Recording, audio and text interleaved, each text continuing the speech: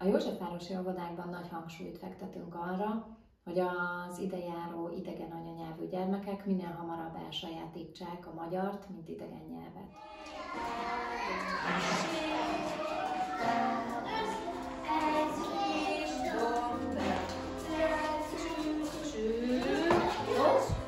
Szia, idő!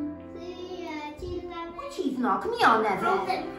Jaj, te vagy a Hámzi, ne haragudj, mindig elfelejtem. Üdvözöllek, Hámzi. Szia, örülök, hogy itt vannak itt a tárgyakon. Ez milyen színű? Dana, milyen színű ez? Piros. Ez milyen színű? Ez milyen színű? Zöld. És ez milyen színű? Itt a szemem, itt a szám. Ez meg itt az orrocskám. Ennek tükrében 2023-ban a Józsefvárosi Önkormányzat támogatásával indult el a MAMI program.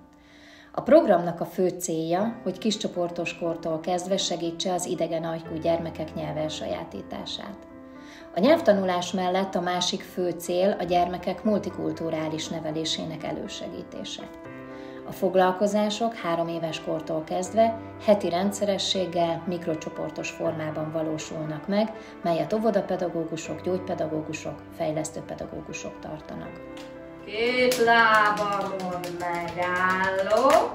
Figyelj, ha akarok. 2, 4, 5, 6.